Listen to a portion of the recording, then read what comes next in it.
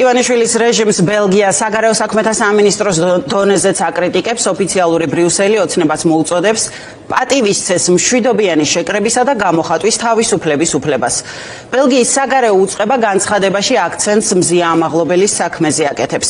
რეპრესიული ქმედებები ჟურნალისტებისა და მშვიდობიანი დემონსტრანტების წინააღმდეგ ძალიან შემაშფოთებელია და არ შეესაბამება საქართველოს ევროპულ და საერთაშორისო ვალდებულებებს. ვკითხულობთ ბელგიის სამინისტროს განცხადებაში.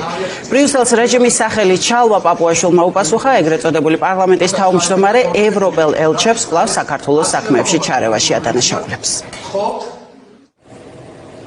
პოზიცია ჩვენთვის ცნობილი არის ევროპარლამენტის რეზოლუციიდან, სადაც მათმა წარმომადგენლებმა მხარი დაუჭერეს კრიმინალების გათავისუფლებას საჯარო ახსნილების დაწესებულებიდან, ასე რომ ეს აჩვენებს მათ დამოკიდებულებას კანონის უზენაესობის მიმართ სხვა ქვეყნებში.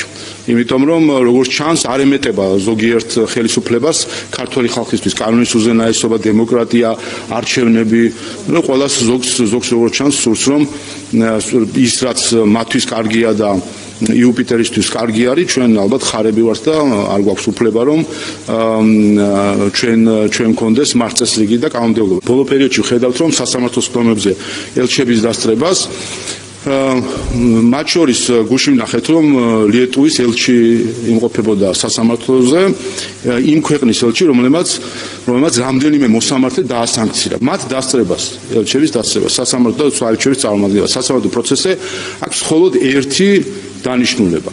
ეს არის ზეწოლა ქართულ მართლმსაჯულებაზე და მოსამართლეების დაშინება.